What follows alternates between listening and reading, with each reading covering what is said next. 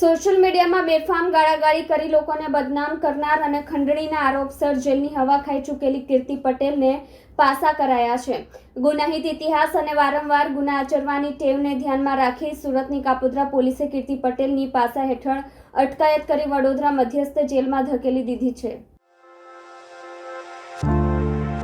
Urvi eco park, મોટા બોરસરા. Booking માટે આપેલ નંબર ઉપર સંપર્ક કરો. સુરત પોલીસ છેલ્લા કેટલાય સમયથી ગુનાહિત ધમકી, ખંડણી અને ખાસ કરીને સોશિયલ મીડિયાનો દુરુપયોગ કરી ગુનાહિત પ્રવૃત્તિ આચરતા ઇસમો સામે કડક વલણ અપનાવી રહી છે. કાપોદ્રા પોલીસ સ્ટેશનના in charge police inspector MR Solanki દ્વારા આ પ્રકારના આરોપીઓ કે જેઓ વારંવાર પકડાવા છતાં સુધરતા નથી, તેમની સામે પાસા હેઠળ અટકાયતી કાર્યવાહી કરવા સ્પષ્ટ સૂચના આપવામાં આવી હતી. ચર્ચાસ્પદ કીર્તિબેન રણછોડભાઈ પટેલનું નામ આ યાદીમાં મોખરે હતું. કીર્તિ પટેલ તાજેતરમાં કાપોદ્રા પોલીસ સ્ટેશનમાં દાખલ થયેલા બળજબરીથી પૈસા પડાવવાના એક ગુનામાં પકડાઈ હતી.